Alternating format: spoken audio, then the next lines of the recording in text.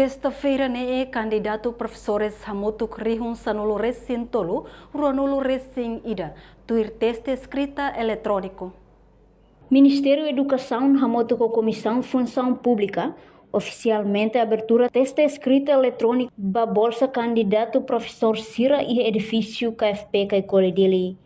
Ministra da Educação Dulce de Jesus Soares informa, programa no governo constitucional reconhece fundamento katak atu desenvolve nação idane tem que o ensino nebe qualidade, então precisa professor nebe qualidade dedicado no capaz onde inspira no motiva cada aluno e a sucesso acadêmico pessoal.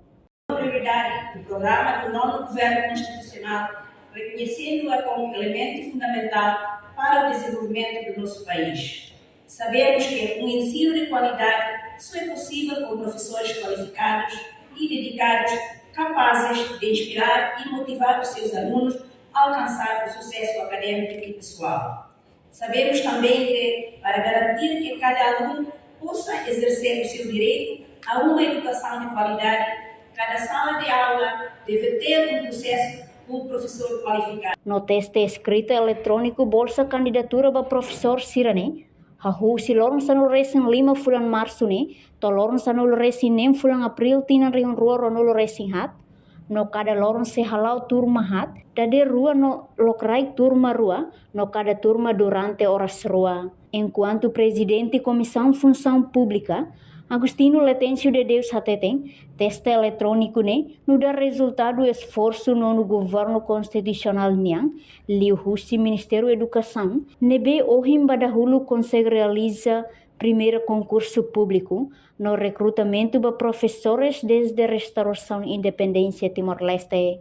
Processo de aplicação da vaga bolsa de candidatos professores nebe mundo 14.152. O total de aplicantes admitidos para teste escrito eletrônico Hamutuk 13.021. Teste de número dominante, ao total 7.997. Mas bem, temos total aplicante nível admitido, ao total 1.131. Deve composto os efeitos 677, não mana 450. O teste eletrônico iremos no dar resultado, esforço no governo constitucional, e o Ministério da Educação, Comissão de Função Pública, não acompanha a sociedade civil e a participação da organização. Devemos apoiar pela primeira vez, consegue realizar o primeiro concurso público de recrutamento para professores desde a restauração da independência. Estaremos no que remata a entrada para a carreira docente, no cria oportunidade para professores Sira a exercer a função com dignidade profissional. Na expectativa, o processo de hoje vai menos um problema voluntário.